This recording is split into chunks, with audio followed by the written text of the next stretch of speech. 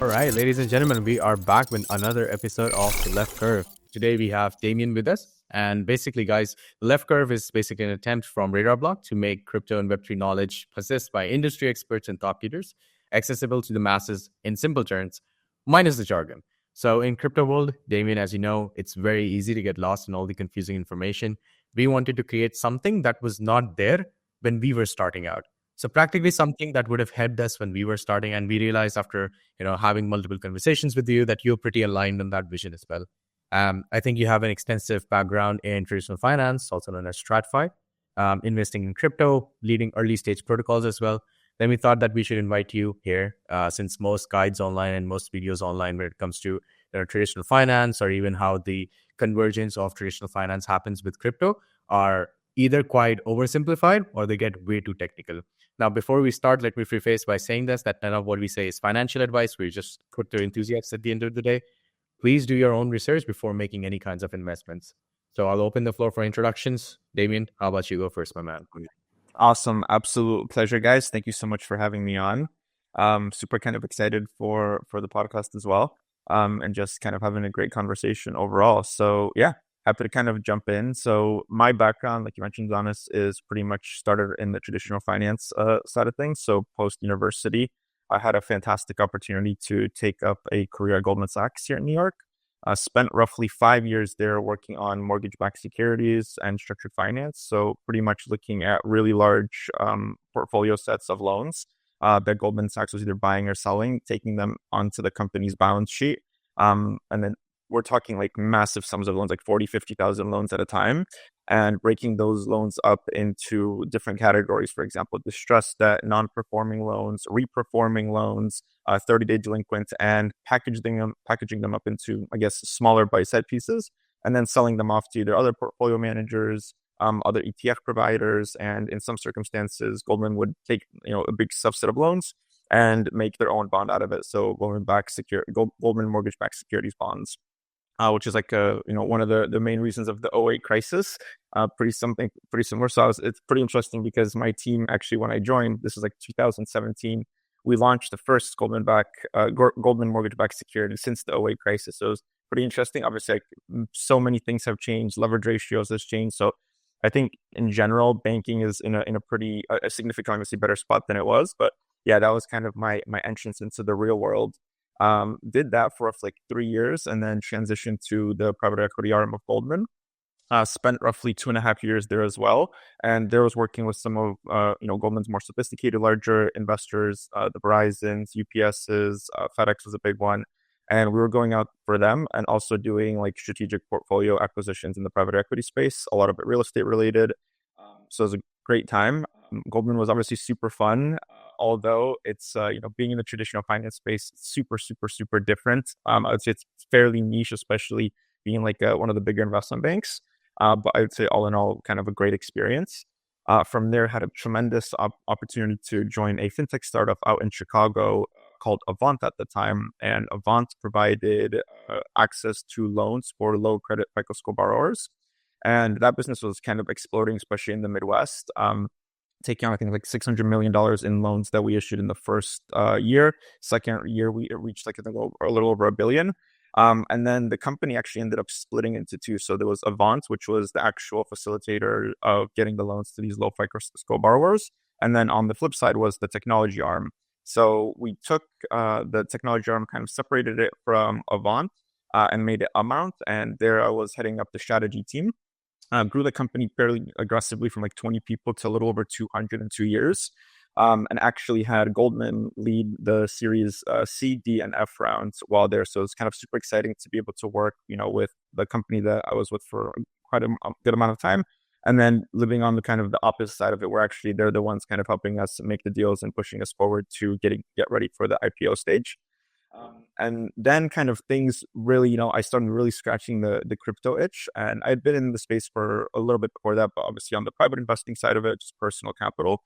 But from there, had a really interesting opportunity to join Penta Capital, actually down in Puerto Rico. So they were moving their headquarters out of the Menlo office down to Puerto Rico, had phenomenal phone calls with the team, and then ended up joining as the head of co-investments there. super unique opportunity. Was kind of both involved on the fundraising side, so working with any of the ultra high net worths that were coming into Penta Capital, helping raise capital, and any of those investors that came in over a certain threshold into any of those funds had co-investment rights. And what that means is any deal that Pantera was participating in for the main funds, any of the investors in those funds had access to actually buy that name individually, so kind of increase their exposure if they wanted to. And in some cases, there was like portfolios we were building out for risk where, maybe Pantera wasn't taking on a specific type of investment for their funds that just didn't meet the mandates. We would kind of go out, create SPVs, and kind of sell them off to those investors that were interested in, like I said, very specific investments. It was a tremendous opportunity. Obviously, met a phenomenal group of people, a really, really strong team. Obviously, one of the biggest funds I would say in the space right now. And they continue to crush it with kind of some of the funds that they've been even releasing in the last few years. But I took like a different route. I was there super excited, but I saw like an opportunity in the market to go out and start our own fund. So me and a couple of the guys there started North Node Capital. So North Node Capital is a fund that's kind of almost treated like a treasury, where we don't want to say we're venture agnostic and or liquid. Right now, predominantly our portfolio is mostly liquid, but we do take on venture investments and kind of look at the global landscape. But we're kind of really focusing in on not making kind of US the main hub, but actually exploring other opportunities around the world. So looking at the Asia market, looking at the Latin America market, some parts of Europe, as well as the Middle East. And then obviously a big chunk of Africa. So like really in the more kind of up and coming and growing countries that we genuinely see like there's a lot more stickiness within the crypto ecosystem in those countries. And yeah, and apart from that, kind of do a lot of advisory for projects, help a lot of projects out, sit on a good amount of boards. So yeah, pretty exciting.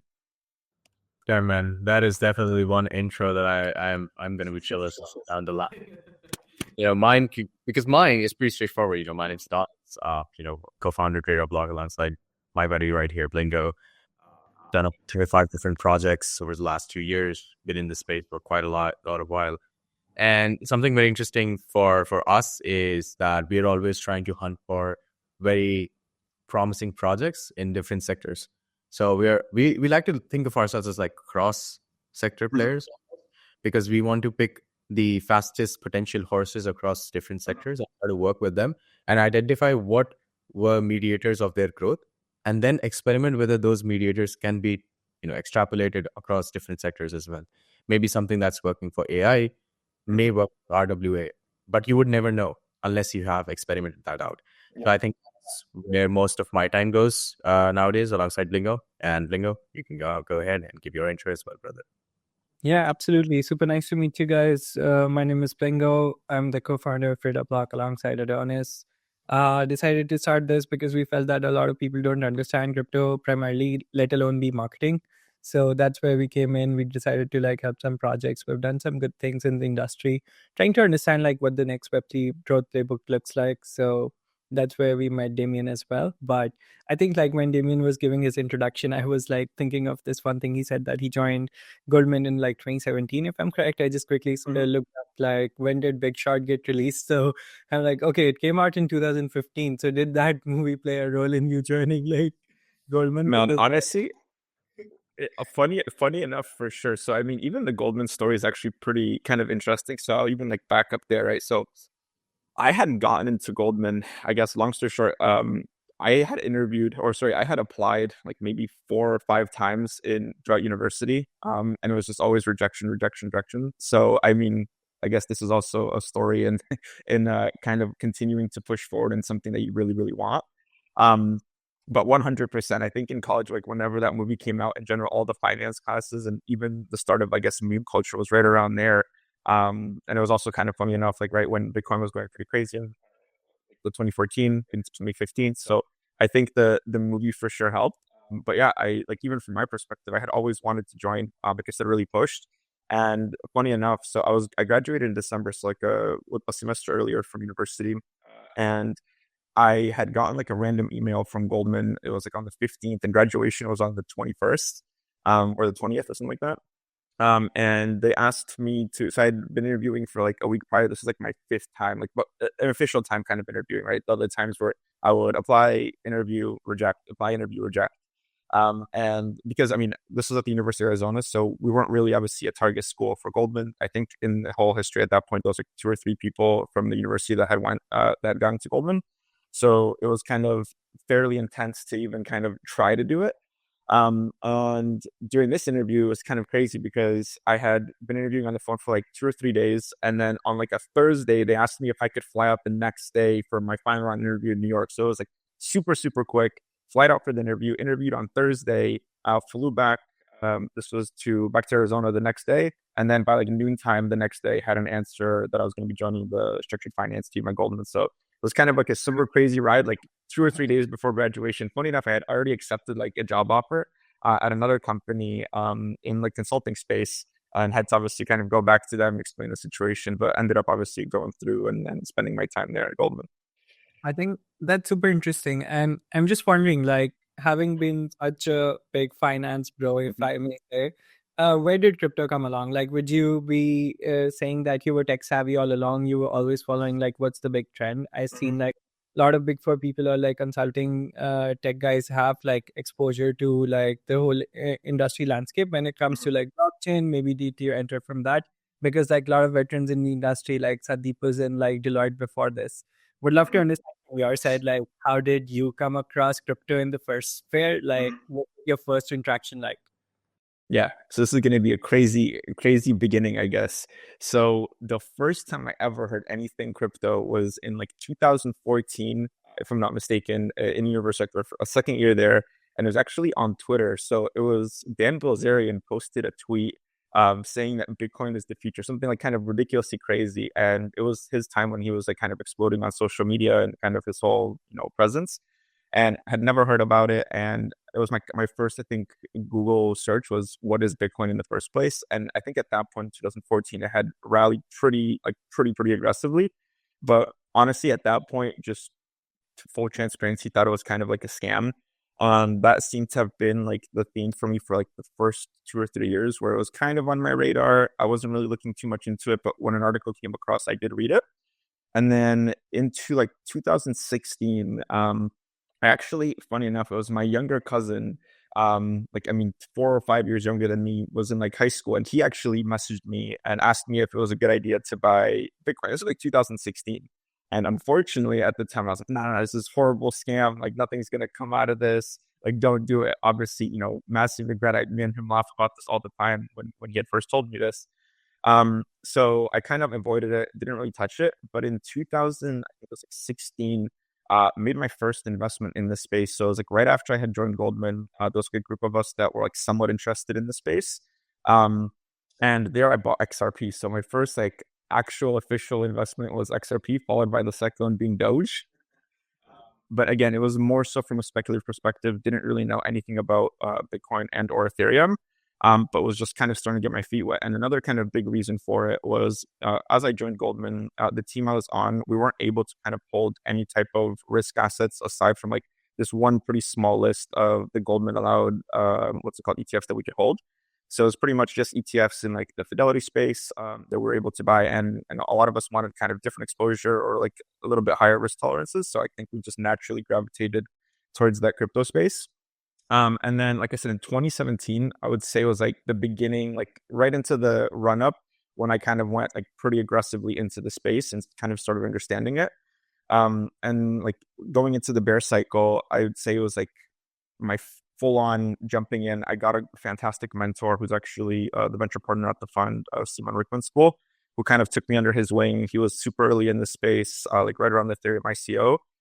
And he started talking about DeFi. So it was like kind of right when DeFi was starting to become like a concept in space. And there, like that was kind of my first interest, right? Because Bitcoin didn't really interest me. It was kind of like a commodity, or everyone was talking about a commodity. Ethereum was pretty new. So it was like very few applications were kind of getting built on at the time.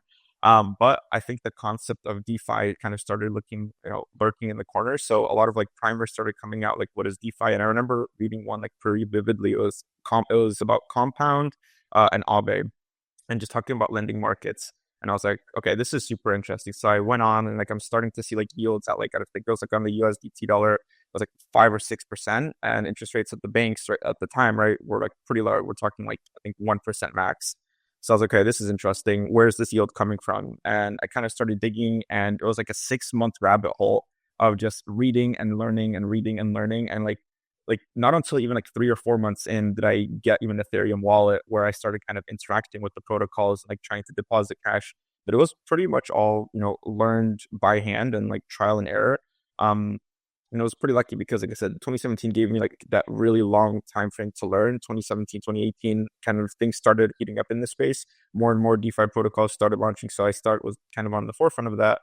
And there, like, because in 2020 I switched my job to the fintech startup in Chicago, and once I went there, was like my first major pivot, kind of looking at this like financial space in total, right? Where you're going from Goldman, which most people look at pretty highly.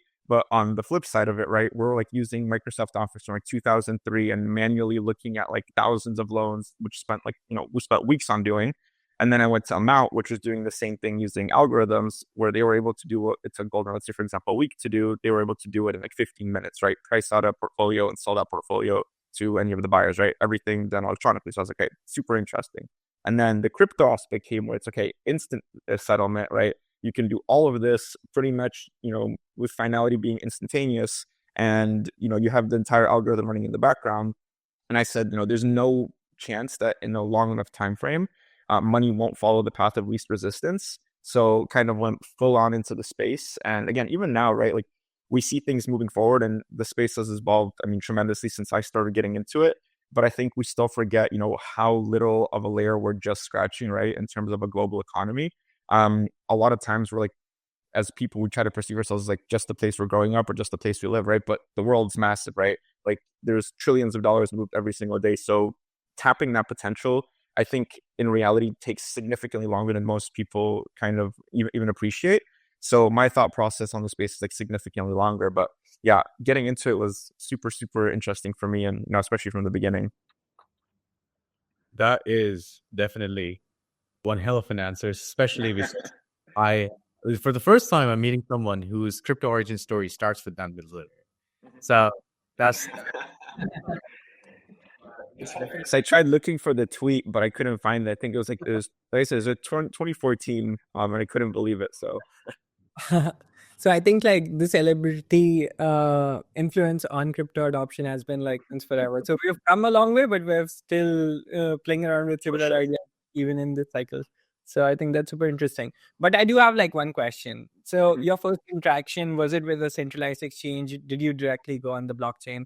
Do you remember what it looks like? Perhaps like we'd love to understand that as well.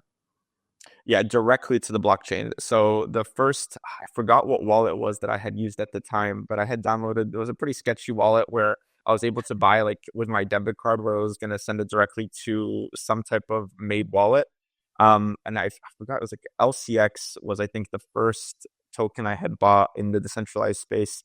And what they were doing was kind of borrowing and lending with like pretty high, I guess, APY. But obviously came to find out pretty quickly with the APY, crazy APYs were just coming from a lot of token distributions. So obviously got burnt pretty aggressively on the first few investments and just kind of learning it through. But yeah, first one was changed to the centralized space. And then not only after that did I open up like a Coinbase account and then start, looking at the centralized exchanges.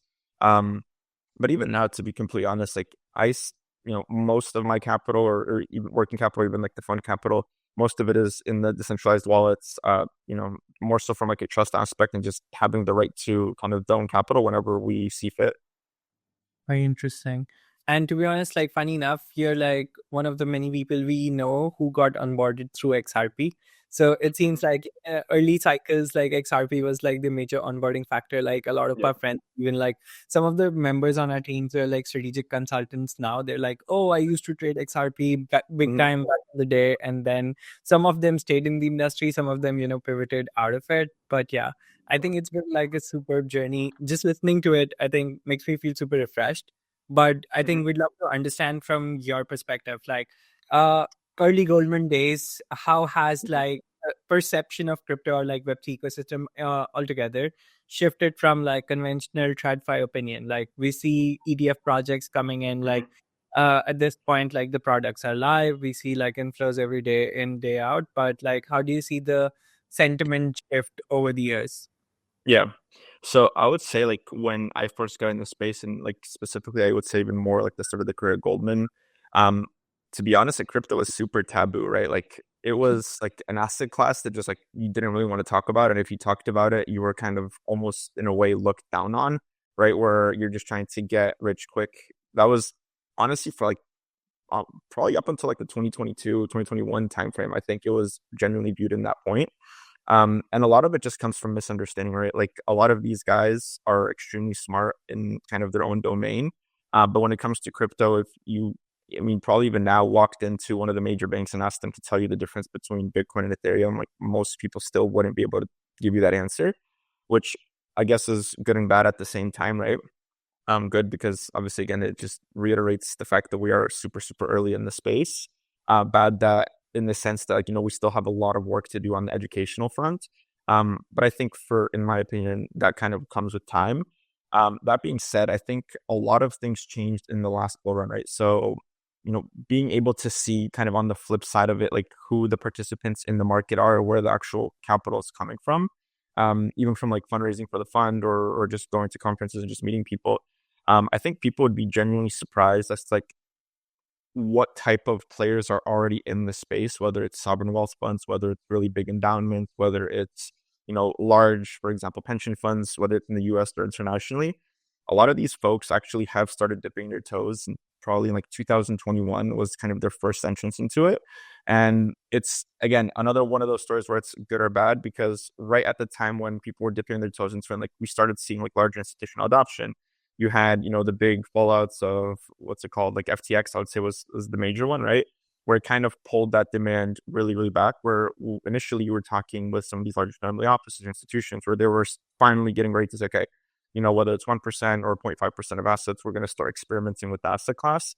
This kind of really, really pulled them back. And it became like significantly harder to even like get meetings. Like it was, the industry kind of turned into okay, let's start taking a look at this class, to more of, okay, if we have exposure, how do we deal with the exposure when everything is kind of falling apart and breaking down? But I think at the end of the day, for me, it's almost like a testament to the space where we've had so many ups and downs, and every single time we kind of come forward and come out of it. And I think it just goes to the resilience of the system and kind of everyone involved pushing forward. But I think the sentiment is changing, and especially like you just mentioned, like with the ETFs, right? I think, institutional level capital is here. I don't think there's a way to deny that. I think going forward, we're only going to see that, increase and continue growing. And a lot of people, talk about the fact that, most asset managers will probably start, adding like, let's say 50 bips or even 100 bips of their portfolios into the asset class. I think that's just going to continue in perpetuity.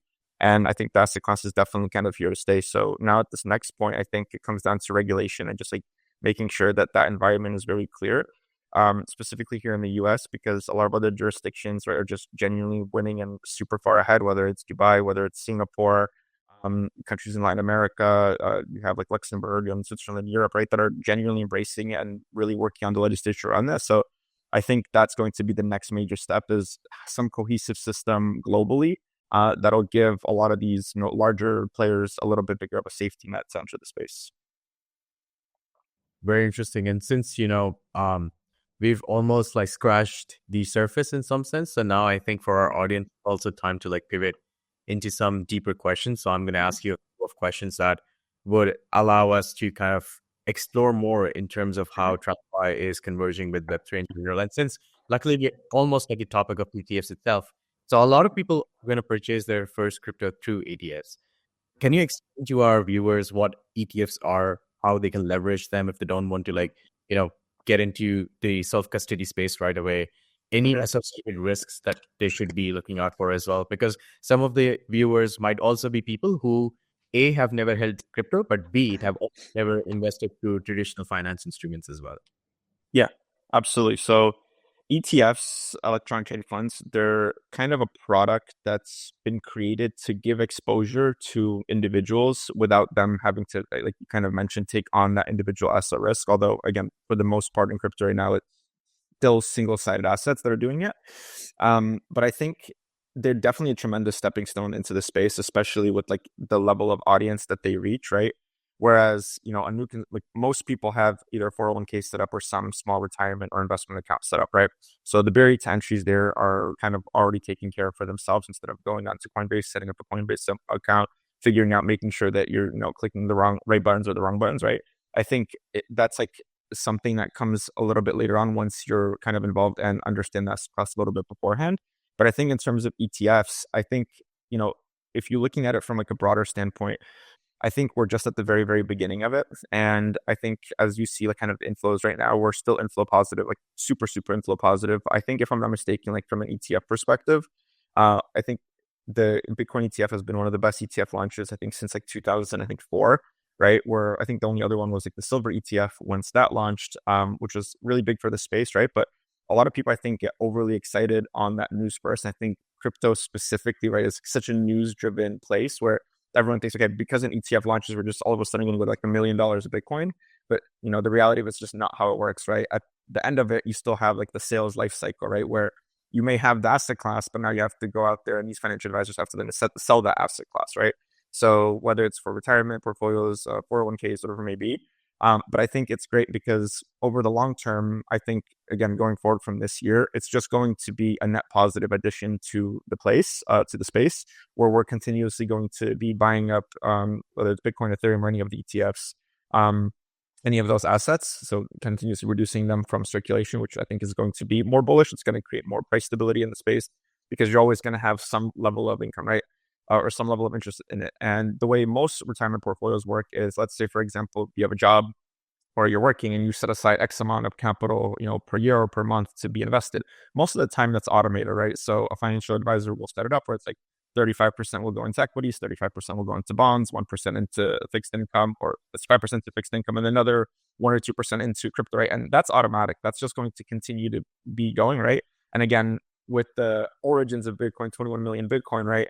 At a point, we hit an inflection point where as we're continuing to add the assets into these ETFs, naturally the price should stabilize more and should kind of go and create a more, I would say, cohesive cycle where it's more maybe slower growth, but, significantly longer periods of time of that slower growth.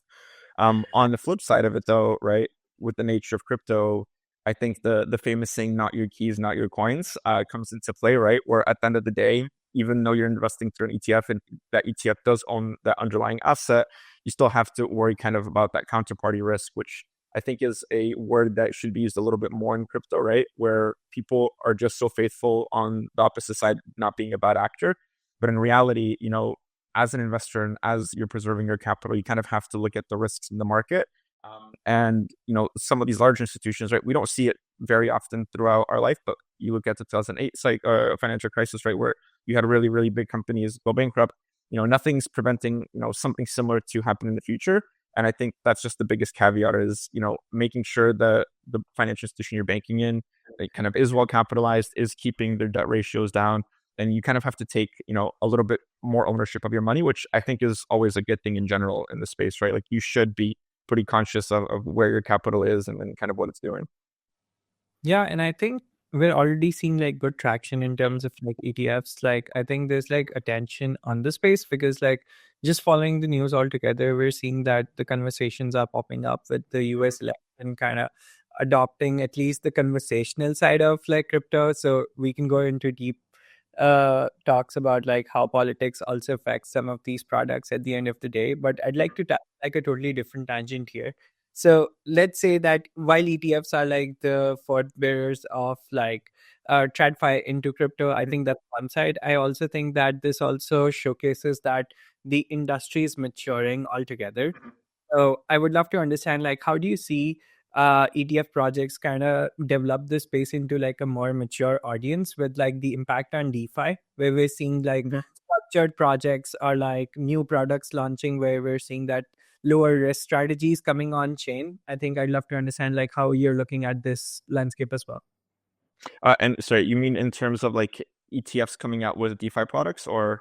No, I think like ETFs being just the footwear of like more nuanced strategies inside like that are coming to DeFi on chain. So we're seeing like the overall behavioral shift from the public that is like to go into projects which have like low risk tolerance and maybe do like longevity in terms of like some of the projects like Yieldstone and so on. Mhm. Yeah. So I think I would say I think that's like the next frontier of crypto, the way kind of I look at it, right? And this space moves so unbelievably fast for like kind of the people that are in it, right? Like we're super aware of it. We're like week to week, things can, entire narratives can change and entire, markets, subsects of the markets move pretty aggressively. So for me, the way I'm kind of looking at it is institutional capital obviously isn't here for the memes, right? They're kind of here for the longer kind of term. And I think for me to even answer that question, I kind of have to take a step back and look at the two different audiences, right? Which is like the crypto native core audience, and then you have the more traditional audience, right? So I think we have right now in the space like a really big problem with expectations, right? So crypto's been known as kind of a up only kind of asset class, right? So the people that get into it initially kind of get hooked by the promises of, big quick money. And I think specifically even in this cycle, it hasn't been more true than even kind of now, right? Where you see all the liquidity and where it's headed. And if you look at any of, the scraping websites that, take a look at on-chain activity or on-chain data, most of the capital right now is kind of flowing into meme coins, right? So we're definitely in like a PvP market where it's kind of who has the hot bag and when are you gonna sell it? But over the long term, as kind of you have these more sophisticated investors come through, I think the product itself is going to pivot back into like true DeFi. And for me, that's again my most bullish case, right? Is the DeFi asset class, the RWA asset class, the DePIN asset class, and the AI asset class, right? I think those are the categories within crypto that have, I think, the strongest sense of like institutional backing. And I think it comes down to one thing, and that for me is like profit, right? So in the space right now, most people invest into projects that, I mean, for the most part, only have like a vision. They don't really have any profit. They don't really even have like a good business plan to execute on. And I think for a lot of the people in the space, I think that should be like the first beginning thing to look at, right? Which is, okay, is this protocol making money, or how does this protocol think they're going to make money, right? And from there, that's going to grow, right? Whether it's into any of the four kind of categories that I mentioned. I think from like an institutional perspective, one of the biggest ones that I think has yet to really catch a really proper bid is uncollateralized lending or anything in the debt space. So if you look at traditional finance and traditional asset classes, right? Let's say, for example, the US stock market's worth like 40 billion, right? But the US debt capital markets, so the bonds, the municipalities, are worth like 120 billion, right? So 3 times larger than equities, right? Same thing with synthetic assets like options, right? You have your traditional asset classes worth 40 billion, but then you have your synthetic assets, your options, your credit default swaps, right? Worth like another 120 trillion, right? So you're having these like massive pockets of where the actual capital from institutions lies in and gets traded. And I think we haven't really even seen an entrance of that into crypto. And I think for me, crypto is like built for this, right? Like it's like the best possible case scenario for this kind of asset to exist because one, we have everything done kind of algorithmically with computers. And two, you don't really have to think on the backside of kind of where or how that capital is working, right? You can trace everything back. You can see kind of how much capital is being held in any of these protocols, right? Like Aave is a great example. I think it's like 18 billion, right, in user funds there right now, right? Earning yield, and it's like an access into true capital markets for broader groups. So I think, as we kind of keep maturing in the space, I think that's kind of the I guess sub part of crypto that I think for me has the largest room to grow right now. Yeah, I think absolutely. And you actually mentioned Aave, and I was thinking the same thing. Like we're seeing like massive traction on Aave as of now. So I think like I can even showcase it to you guys really quickly. That even today I was seeing the data points. So Aave mindshare is going up, and this is exactly stemming out of the fact that the sustainability angle of the revenue model is finally coming into play, which is like a good sign for the industry altogether. Because like thinking about this from our perspective, like for the longest time we saw that no one in this industry even talked about sustainability or like revenue generation. We're seeing slowly that protocols are pivoting into like turning fee switches on and still not loosen up, because like for the Yeah. longest time seemed like we were vampiring users from one protocol to another till the time we go to like deathbed with projects like Dodo, which had like zero fee pools. So I think it's like a good move altogether from our side, and that's like overall good for the industry. But I think I'll pivot from this to like something totally different. Like I understand that now that we have the ETFs, we see that TradFi is coming in, DeFi is maturing. I would love to understand, like for someone who's like still new to crypto, like retail friendly people, like how do you see some of the mistakes that can be avoided by a lot of people in the crypto markets altogether? Yeah, I think the biggest one is going to be the hype, right?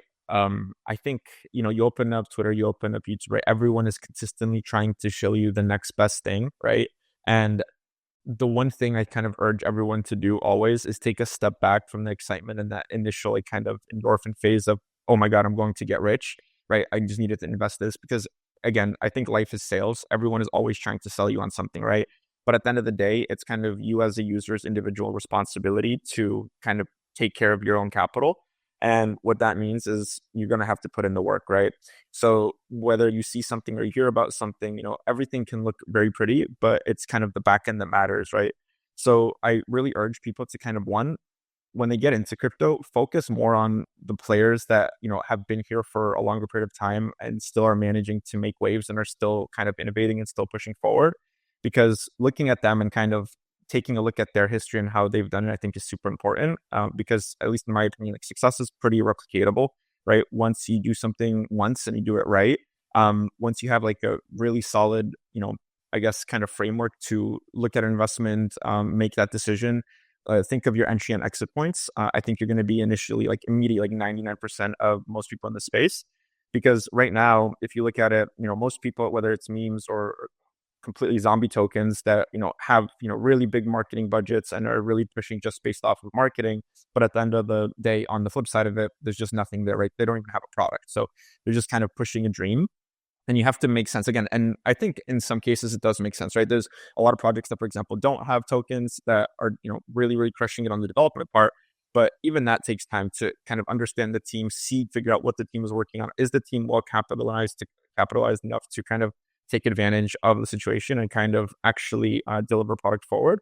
So I urge everyone to kind of take a step back and actually do some due diligence, right? And I'd like to say like the space isn't easy, right? Most people would tell you I get into crypto to make money, but it's far, far, far from the truth, right? Like it takes a tremendously massive amount of work, right? Early mornings, late nights, like the way this conversation started, or like this question was like the space moves so quick, right? Where you're learning about something, this space is hot, and then all of a sudden you're ready to make an investment decision, but the hot ball of money moves to something else, right? So you have to be in the space. I would honestly recommend most people to probably not even make an investment for like 3 to 6 months until after being in the space to genuinely learn what's going on and at least like be in the flow of things, right? Even me, right? So I took like a trip pretty recently where I took like a week and a half kind of off the computer, kind of a big, what is it called? Electronic detox. And even coming back from that on Twitter, it was like a completely different space. Like I felt like I was a newbie all over again in crypto, having already been here for, 8 years plus. So it's unbelievable kind of how fast it moves. But I think it's the time to, take a step back and really focus in on the things that work and to stay away from the things that don't. And again, I'm not here to say, meme coin or anything like that isn't, good to do or fun to do, right? But you have to realize like it's very separate from investing, right? Like it's no different than obviously the casino aspect, right? And again, there's some caveats, the community, so on and so forth, and everyone's going to have a different response for it.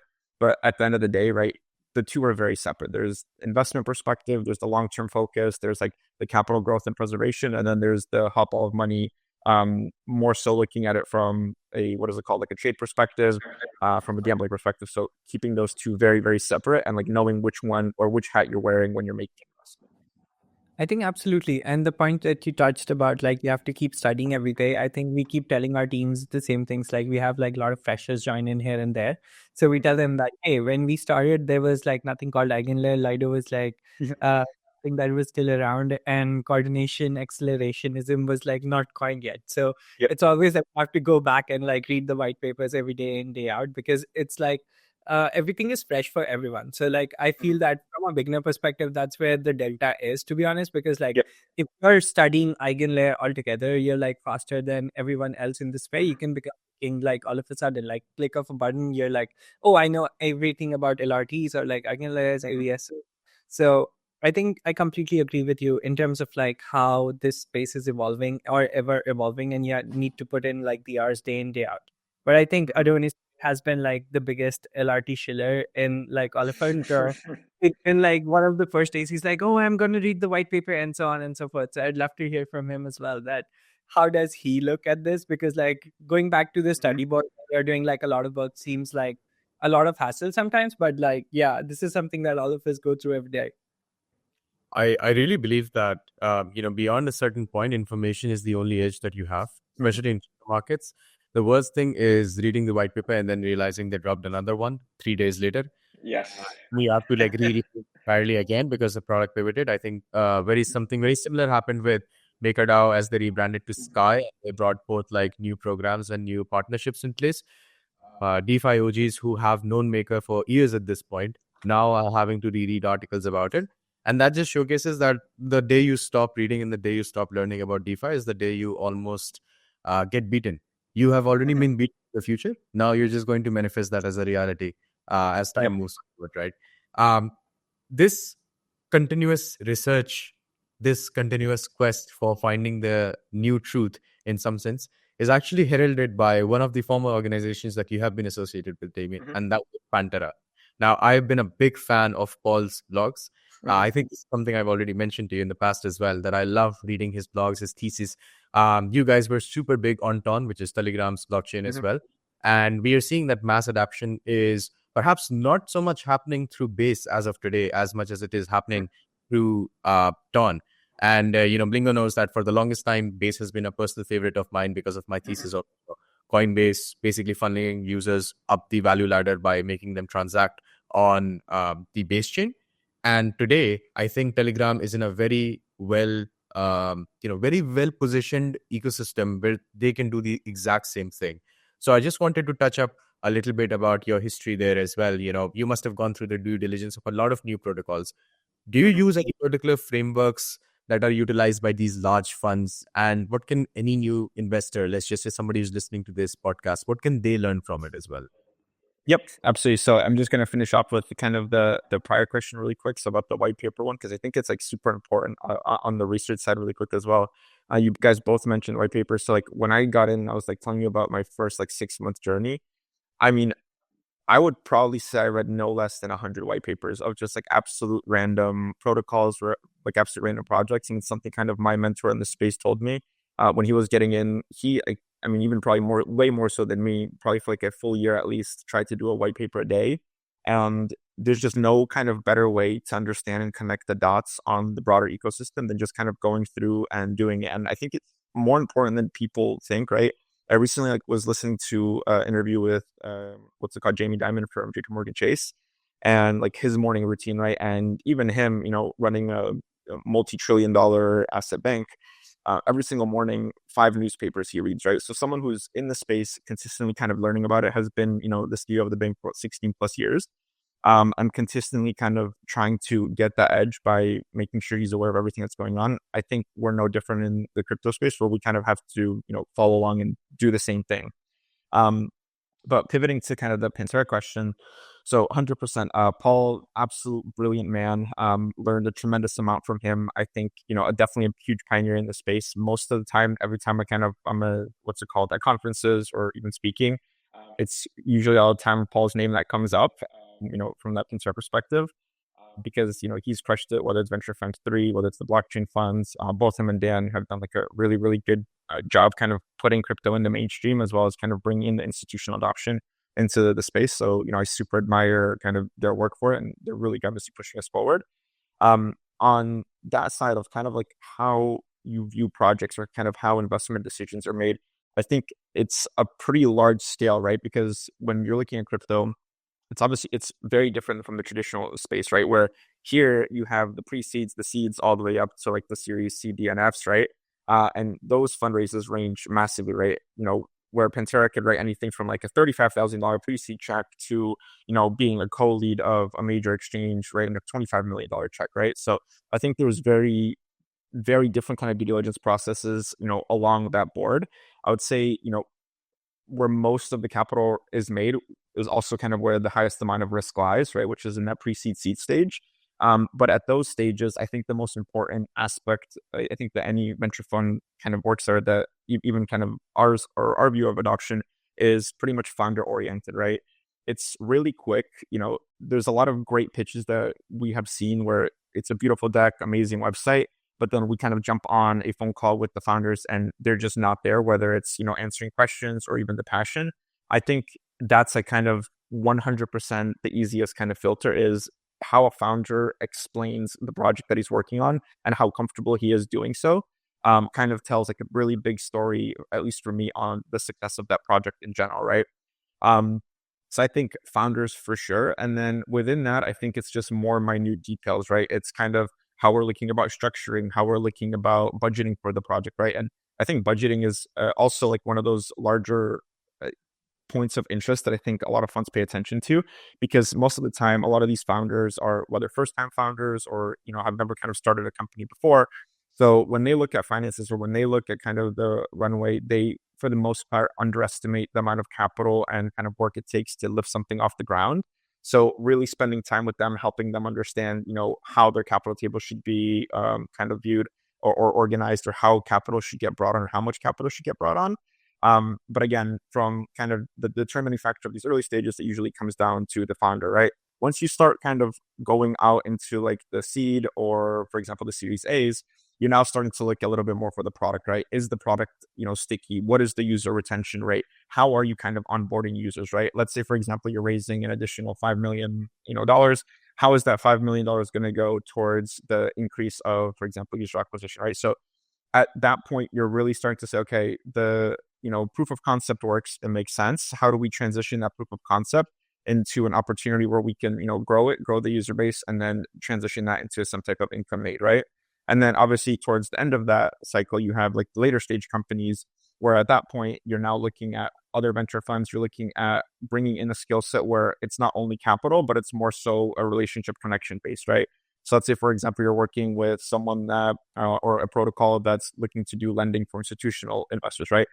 That partnership is going to look very different from like a Series A that's just getting off the ground, because, for a later stage, one, you're not only signing a bigger check to enter that round, but obviously your upside starts being more capped. So you have to look at the investment from more of a financial or more analytical perspective, which is kind of, how are we looking from a legal perspective on the entities that are set up? Which connections kind of in this space, whether it's big banking connections, other venture funds in the space, can we bring on to kind of overcome a hurdle rate that, you have to bring you to the next step or even to entering public markets. So I think there's such a large, I would say, breadth of difference, right, between the early stage and the late stage. And I think that takes like a pretty big team and just a significant amount of repetition over and over again to kind of learn, what sticks out, what works, and what doesn't. I love that answer because of what you said about founders. I think even when we are working with protocols, it's kind of hard to determine what is going to work and what is not going to work. Because if you look at adoption of new sectors, you would notice that once a key player emerges in any particular sector, you have like a lot of people trying to emulate what they did with like slight iterations here and there, maybe launch it on a new chain. And one of the biggest things that we have seen that makes a project successful has been unwavering determination of the founder himself, but also extreme persistence on their end and having the patience to see their thesis play out. Mm-hmm. And a lot of people in crypto, unfortunately, fall prey to FOMO. So I love where you kind of explain there in terms of how the founder definitely is a very good reflection of how the projects is going to turn out in the future itself. So I love that. And Yeah, 100%. I think on top of that, I just wanted to mention like one key attribute. There's this thing that I read about, and I think like I personally agree with it the most. It's called action bias. So a founder, if he's like making a note of the fact that he's always doing something, like the devs are always shipping, be it like just pivoting from like existing standpoint. Crypto as an industry is like moving so fast that you need to keep doing things. You can't just sit and, wait for your turn eventually, that hey, this is going to happen for me, and so on and so forth. So the idea is like, how can you keep doing one thing or the other, because that is like the most important thing, because like the narratives go in like waves, and at the end of it, I think like even just doing some due diligence across like the whole ecosystem, I realized that you have to just keep moving with the whole narrative. So I think Yep. like there are parts of it you need to be ready when the narrative is right, and at the end of it, like also be keep shipping. So the action bias as a quality comes in like always. But yeah, Damien, go ahead. No, yeah, 100%, man. I think like you kind of nailed it exactly what I was going to say. And I think, the patience thing, I would say, is one of the biggest problems for sure in the space where, again, everyone is chasing the hot ball of money. And, if the token doesn't go up 100% in a day, you're selling out and you're flooding a project, then I think, it's pretty tough, I would say, for the founders as well, right? Because it's great when things are going really well and, you have eyes on you and you're kind of pushing and developing and, you have the market headwinds, pushing you forward, or the tailwinds pushing you forward. But when you have the headwinds and, for example, things aren't doing good or the broader market's going down and the project is suffering, right? Like your responsibilities, if anything, kind of increase, right? Because not only do you consistently have to ship, even though, for example, price may be going down, or the project's not, whether it's doing too well or it's not, for example, what is it called, perceived by the market, right? You kind of continuously have to push, right? Even when things are going down. And, you have another layer on top of it, which is, supporting the team, making sure everyone is aligned. And I think that's where the hard part comes. And I think that's where you find your real winners in crypto, right? Which is the teams that can take that and, take, for example, the harder times and, wear them on their sleeves and just kind of push forwards through that. And I think, a big problem that I think we're also seeing, right, is the disconnect between a project and the price of a project, right? And I think a lot of the times, a price isn't reflective of, the project's execution. And again, I'll use, for example, Aave as another example again, right? We were in, the bear market 2 years ago, right? Where we were like kind of at the bottom of it. Aave had, if I'm not mistaken, like 8 billion, AUM at that point, right? In terms of funds. Now, like I said, we're seeing like twice as much, but the price pretty much hasn't moved, even though Aave has not only innovated, has continuously brought new products forward, onboarded a bunch of new users, right? So the project itself is growing, right? But the price isn't. And I would say this is pretty like equal amongst both like traditional finance asset classes as well as crypto asset classes, where eventually you have a break point where that changes, right? And then you have the product or the project reprice, right, to take in all the information that has been done. But as you mentioned, it kind of comes in cycles. And I think another, like a good example I have of this is Banana Gun, right? So really good Telegram bot, I would say probably number 1 or 2 in terms of volumes across all the chains right now. If you looked at it kind of when it first launched, as a kind of one of the bigger investments I had done privately, right? The token had launched, they were crushing it, they were sharing a bunch of revenue. I think APY at the time on the protocol was like 100%, right? And token was traded at like $5 a share. And I was just sitting there and earnings per share was sitting at like 40 or $50 a share, right? And I'm sitting on it for like a few weeks. It was like the launch was middle of October, sat on it for like 2 or 3 weeks. And like the price just kept going down, APY kept going up, and like volumes kept going up, right? So it's a really big, like a perfect, clear image of the disconnect between price and actual protocol and kind of the profits they're making. And obviously, eventually, right, I had bought in like in the mid fives, and I mean, I'm still holding it, right, all the way up, but it's found this like space right around exact where earnings per share was, which was in that 50-40s range. And it's just been hovering there, right? APY dropped, but for me, it was like a pretty clear, viewpoint, right? Where there was a protocol, the protocol had income, the protocol was growing in terms of user acquisition, right? So my thesis on it was, okay, at one point, we're going to have a flip, right? Where users are going to start buying a token because of the APY rewards and the sharing of the protocol revenues, which inevitably will push the price up. So it's like a pretty super basic framework. But I think that's kind of what people should adopt more in this space, which is, starting from that square one, are we making money, right? Again, I can't speak to meme coins or anything else, but is the project making money? Does the project have users? If the first box is a check, then you go into the second step of analysis and the third, right, before you make a decision. But all of it's out there, right? Like the beauty of crypto is, you can fudge the numbers on posts all you want, but blockchain never lies. And all you have to do is kind of take the time to really understand that protocol and understand kind of what's going on. And then you'll have a significantly clearer kind of picture to move forward from there. I think that's a great takeaway. That is indeed like one of the most comprehensive takeaways I've heard in a while. I actually learned a thing or two myself from this conversation. And Damien, I could actually keep chatting with you for hours if there was no time, because of your interesting anecdotes, not only in crypto itself, but outside of crypto as well. But I think my three main key takeaways for anyone who's listening to this is, first of all, when you are entering the industry or a new sector, research more, read more before you ever invest into anything, which is something that we stand by as well. Number two, whenever you're looking to bet on a project or kind of considering any financial investment in a project, again, do your own research. Then always choose founders with an action bias of some sort. They're always looking forward to, you know, do something or improve upon something while having the contrasting oxymoronic quality of also being patient with the results. So they have an action bias, but they are very patient with the results. That is the holy grail in some sense. And thirdly, if you are looking to raise, budgeting is super important, and having former experience of some sort that you can showcase to the investors is going to be super important, because that is something that these funds are looking for as well. Blingo, would you like to add anything from your end? I think from my side, I'll just say like one more thing. So when Damien mentioned like the whole Pantera thing, so he also said that one thing they primarily looked at was like how seamlessly a founder can explain his project. And that kind of speaks volume, because like that clarity of thought about your own roadmap or about your own project is like something you're looking for every day.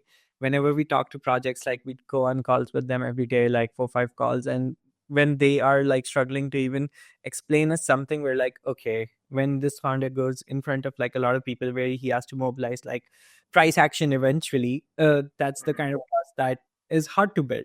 And that's a quality that you build over time, and you need to work on it. I don't think like anyone is just like born with like clarity about like everything that's happening. So I think like just from a mental note, as like as founders, you have to think about how can you simply explain anything. So I think that's just my key takeaway. Damien, do you have any from your side? 100%. No, I mean, I had a super great time. I like you said, Adonis, I could be on here probably for a few hours, just kind of chatting through experience in the space. Obviously super passionate about the space, like looking forward to kind of see, obviously not only this year unfold, but kind of seeing how things kind of move forward. Obviously we have like, it's pretty interesting because, in crypto, the people that are in it, we seem to be really segued into this one asset class, but I urge everyone to remember to kind of zoom out, right? Where we're only a asset class amongst many, many, many different asset classes globally, whether it's food or beverage or energy or whatever it may be, right? Consumer goods, right? At the end of the day, we're still only one sleeve of a global economy. So again, just kind of wanting to urge everyone or even the listeners to always take that zoom out and kind of take a look at what's going on in the broader world. And for the most part, it'll answer a lot of questions on what's kind of going on with crypto or even where we are. So yeah, I would say that would be like a good closing thought here. I think I have one last question, Damien, that I ask Yes. everyone who comes to this podcast. Who is one Web3 CAD, one Web3 person that you would really want us to bring onto this podcast, share their knowledge, their expertise in simple terms with our viewers as well? Oof, that's a tough one. I don't know if I could give you just one. There's so many that are coming to mind, from Kobe to like even Gainsey, like what is it called on Twitter, to Penta. And the reason why I say those guys is they've been here for so many cycles. Where it's interesting to see kind of how the OGs in the space still manage to, withhold the cycles, still profit from them, and kind of push the kind of space forward themselves. So I think any of those guys, like again, specifically maybe even like Pentoshi, his story is absolutely unbelievable. From kind of how he got into the space to him being in the space to making money to kind of, starting a bunch of projects, even himself.